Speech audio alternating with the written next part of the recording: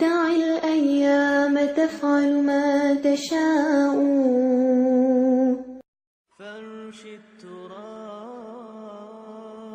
The Quran says you are busy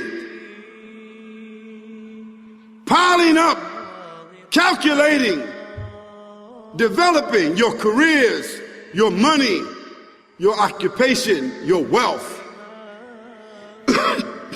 until you visit the graves. Think about it. When was the last time that you went to a funeral? Was it your mother? Was it your father? Was it your grandfather? Was it your uncle? Was it your cousin? Was it your friend? Was it your wife? Was it your husband? The last time that you visited the grave, when you went to a funeral and you saw that person whom you loved that was laughing, crying, live, boasting, wealthy, educated, denying, arrogant, whatever they were. What was the demeanor of the people when you walked in that funeral home? When that person was stretched out in their last suit? What was the demeanor? Were the people cracking jokes? Were they dancing? Were they clapping and singing songs? No. Silence. Trauma. Why? Because every person that walked in that room, seeing that person stretched out, the first thing they thought about was not the person.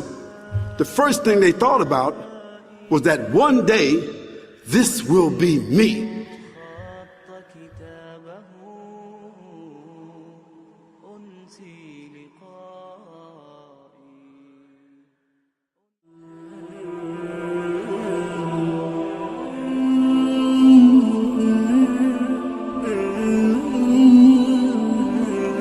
We live in this dunya as if we are always going to remain here. Many of us, we don't think about our moment of death. Many of us, we live as though this is where we are going to remain. As though Allah subhanahu wa ta'ala has given us life forever and we are going to remain on this dunya for all time.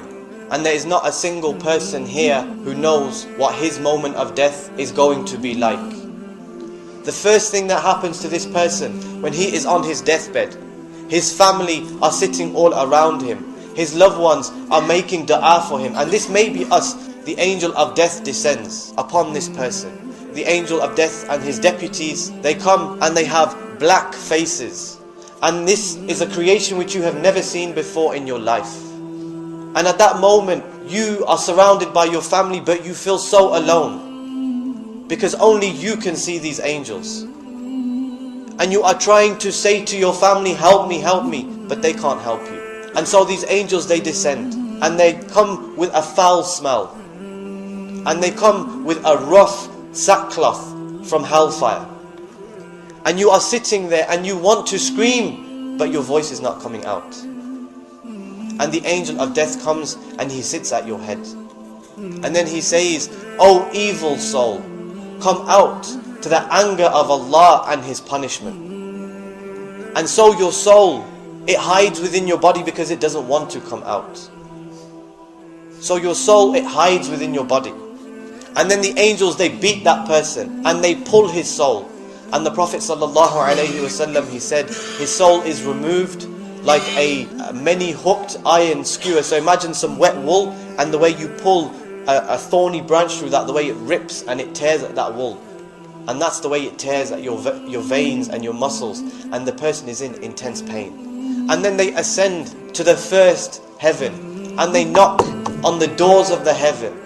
And it is asked, who is it? And the angels who are carrying your soul, they call you by the worst names that you were known by on this dunya. And then Allah subhanahu wa ta'ala orders that the angels do not open the doors of that first heaven. And that person's soul is dropped from the first heaven to his grave. And we fast forward now to the people have buried him, and he can hear their footsteps. You're in your grave and you can hear your family's footsteps as they leave you. These people who you turned to in the dunya when you had some distress, when you needed some advice or some help, they bury you and then they leave. And this person, this evil soul, he is screaming, don't leave me. Where are you going? Why are you leaving me alone? And so, the people, they leave.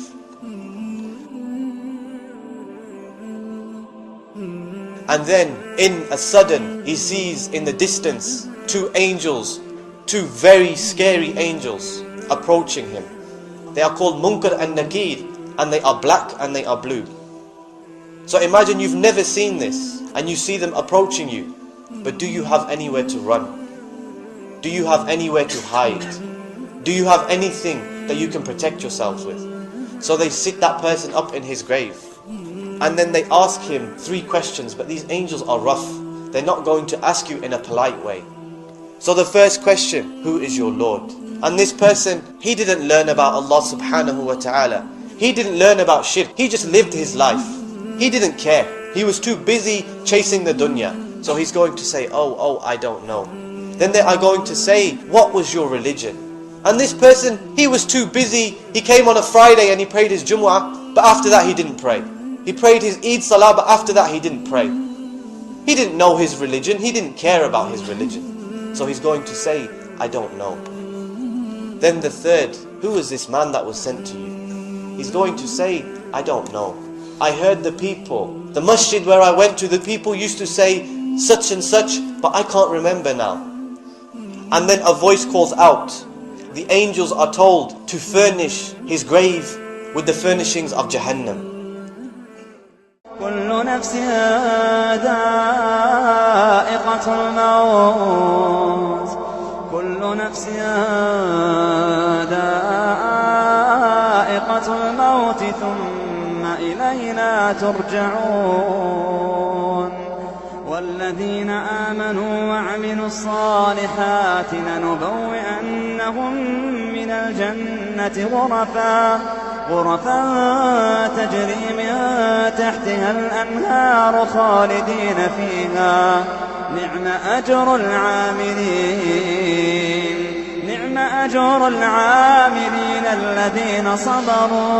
الذين صبروا وعلى ربهم يتوكلون